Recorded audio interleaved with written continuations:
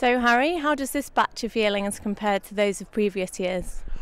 It's so exciting when you start the sales round. It's a real slog, and it's a huge process, and you've got to get through something like 2,000 horses to get the 16 that we bought for Highclere, and it's not until you've bought that last horse that you actually can really concentrate fully on the animals. And having had our first parade here a couple of days ago, I mean, it was unbelievably exciting. We're really thrilled with what we've got, and they certainly compare to any previous year. Has it been a success so far? It really has, and you come into these yearling parades with a little bit of fear and trepidation. As the more you read about poor economic news throughout the world and markets crashing, and then you have to look at the weather forecast and you see that there's a sort of the end of hurricane whatever coming in from the Atlantic. It's a very scary time, but over the years we've been really blessed with good weather during mid-October, and you can see today it's an unbelievable day again, clear blue skies, and showing off beautiful yearlings in autumn sunshine with no wind is just what the doctor ordered. Now 2010 is a pretty hard year to top, but you have had an exciting season with Census and the likes of Firebeam.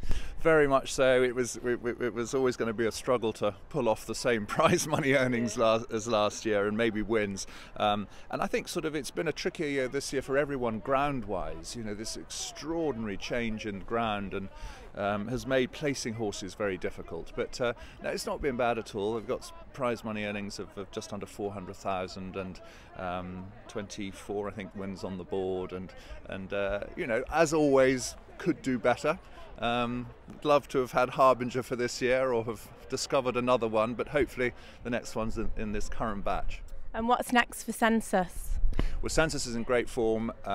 We gelded him, so there were no more races this year, and he will go into next year having had a nice rest back here at Highclere, and we will probably aim him at the John Porter, I would think. So it looks the perfect sort of race for him. The Ledger he ran really well in. It was just too quick, that ground, for him, lightning quick, and Hughesy just said he didn't quite let himself go as much as he would do on better ground. So really exciting prospect, and hopefully a Group 2 or, dare I say it, Group 1 win in the offing next year. And you've got the very striking filly Enetrabil as well, who ran a blinder at Royal Ascot. She's a lovely filly, she really is. She's a beautiful filly.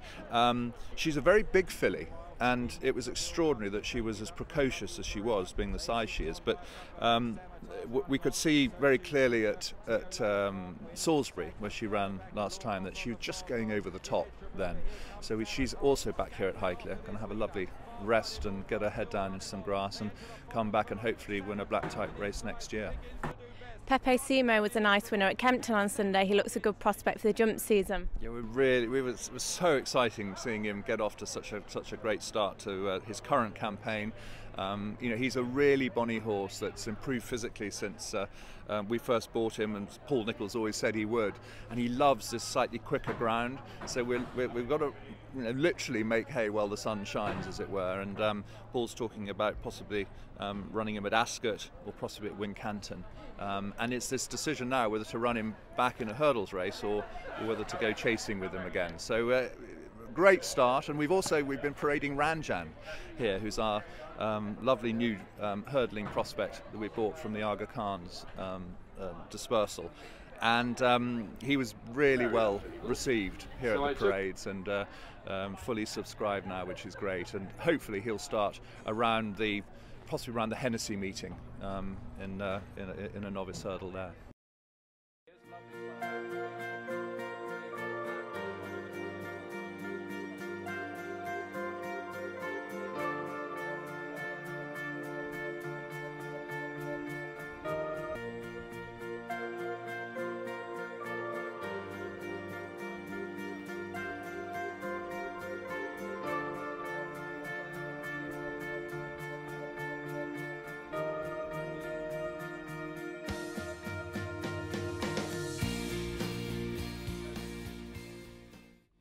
So what a fantastic day for the promotion of ownership. It's been a brilliant day, fantastic weather, but also what fine horses we've seen. And from my perspective, I'm a complete horsing novice, but in terms of the animal, the physical capacity of what you can only compare is, to me, is like an athlete. The training that goes into making such an incredible racehorse, and the breeding and what goes behind that, I found it completely riveting and fascinating. And are you generally quite interested in racing?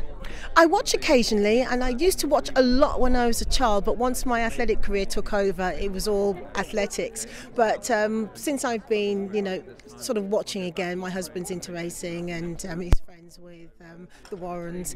It's just been really interesting to see just their stables and their stud, and how the selection process goes about. And I've just seen some beautiful, beautiful horses today. And has it inspired you to own racehorses? This could be really addictive. I think, once you've touched a horse, and I've been an athlete all my life, and I understand the training and what it takes to get into race day, to be in race mode. I think those things, I could really relate to, and really, if I could part with some money, I would. And I know you're involved with promotion of athletics. How do you think racing could be promoted better to a younger market? I think the first thing that needs to be done is you need more children coming through the stables, actually getting an understanding and an appreciation for the temperament of a horse, and not just eliminating that fear factor. I think if you get more children through the door, get them to understand, what racing's about, I think they would fall instantly in love with this sport. So we could see you as an owner in time to come? I'd like to.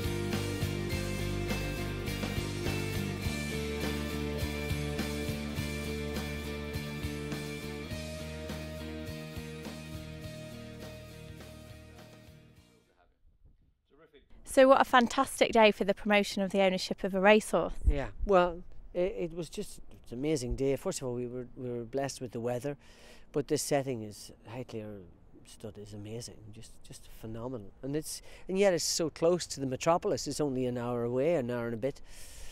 London, as in being the metropolis. So it's a beautiful place, and it's such a lovely day. And we had a lovely breakfast, and now we're going to have some lunch. It's fantastic. And what I liked more than anything else was Harry Herbert's performance. He should be a stand-up comic. He was brilliant.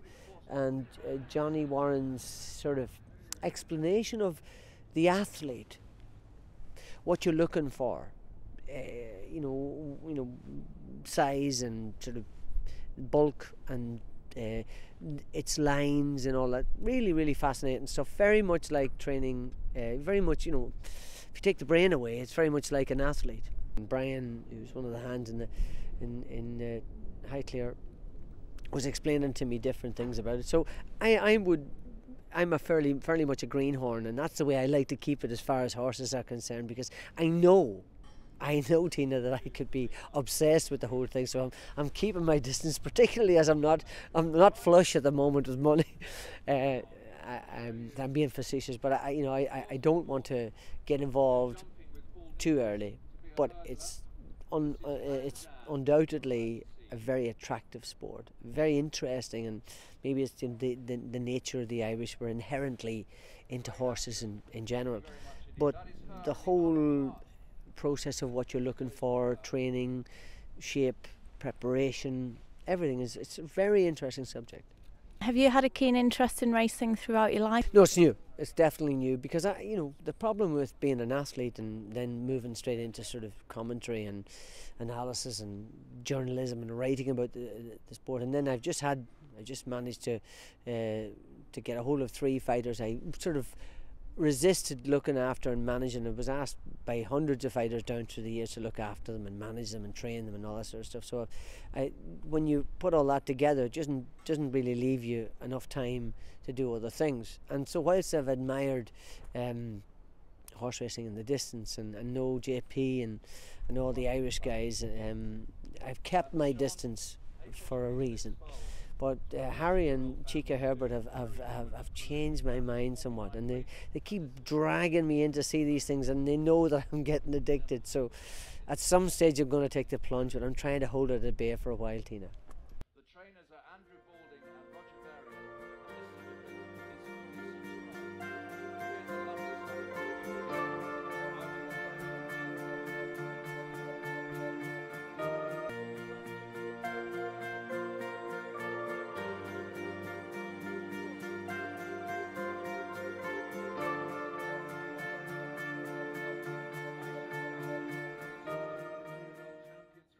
So is this your first foray into racehorse ownership? No, it isn't, not at all. I've been at that precipice many times, but I'm not an owner at the moment. So coming here, I know it was inevitable that they were going to have some fantastic looking horses, and they have. Are there any in particular that caught your eye? Oh yes, there's a couple. There was well, the last one, which was just impeccably bred, with Galileo's saddles well, the dancer line. But the Shamadal, I love the Shamadal that's going to Henry. I thought that was beautiful. John's point about having the horse look very like its sire is such a good point. And I was lucky enough a couple of years ago to do the stallion parade at the Darley stud and hold the microphone. I was just like a kid in a candy store, and it was a bit like the Manduro, the Shamadal, the new approach. It's so like their dads. Yeah, stunning. And Camford Cliff's half brothers here today as well. I know. Oh, well, that's I've got a chum here who's just thought that was the most beautiful horse he's seen. So yeah. Are you a regular race goer? Not as regular as I'd like at the moment. Work has made it so difficult. But yeah, I missed the Cheltenham meeting, and being a local there now, I was very disappointed with that at the weekend. But yeah, when I can. And finally, how do you think we could attract more people into ownership? To ownership? Well, I think despite the prices going up at the sales this year, maybe drop the prices a little bit. I think the most important thing is prize money. I think this country is, again, somehow, who runs the prize money? How does it get there? Nobody seems to know. Well, I don't. I mean, of course there are people who know, I understand that, but I haven't figured out the way it properly gets there. And if it's to do with the levy, then we should be levying more. You know, that's how bookies make their money. They put some back into it. I know they put a lot back into it, but I think it's a delicate balance that has to be bigger. Otherwise, we'll lose our better horses, we'll lose our better races, you know. And I think it needs a greater prize money.